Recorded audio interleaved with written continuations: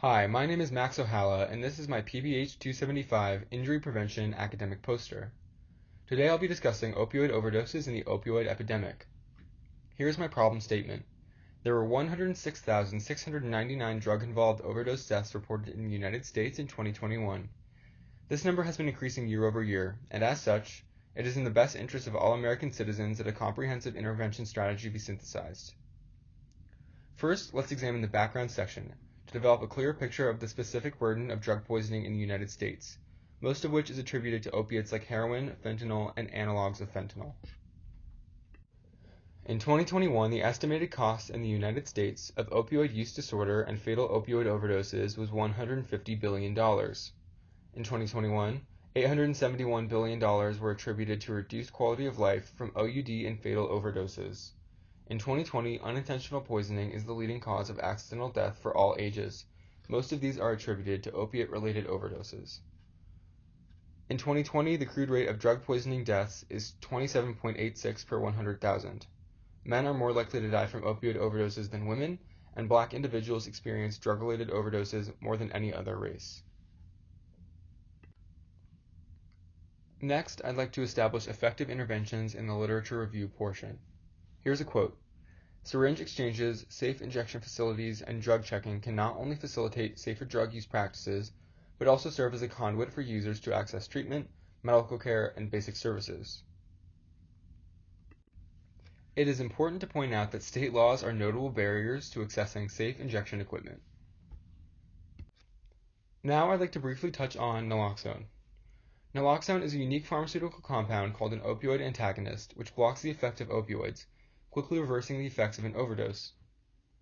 There are two forms of naloxone available. One is a nasal spray called Narcan, and then there's the intravenous form as well. Most states legally protect those who intervene in overdose care under Good Samaritan laws.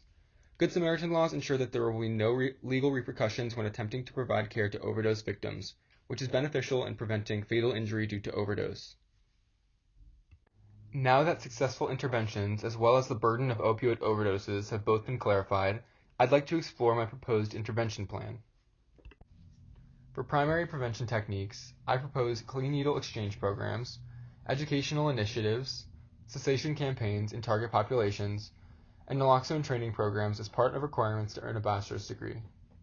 As for justifications, I posit that these interventions would be upstream approaches, they'd be effective relative to costs associated with implementation, and would bridge knowledge gaps in naloxone deployment through hands-on training.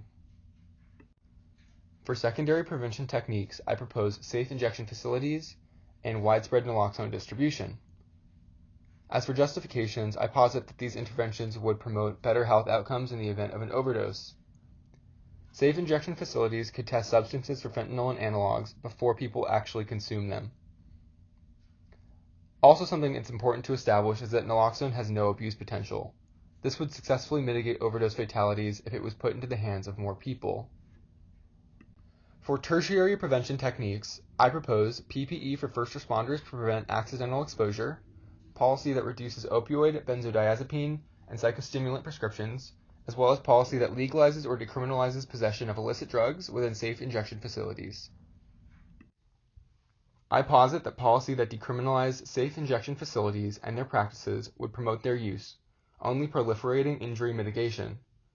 It's important to point out that opioid overdoses involving psychostimulants and benzodiazepines are becoming more prevalent.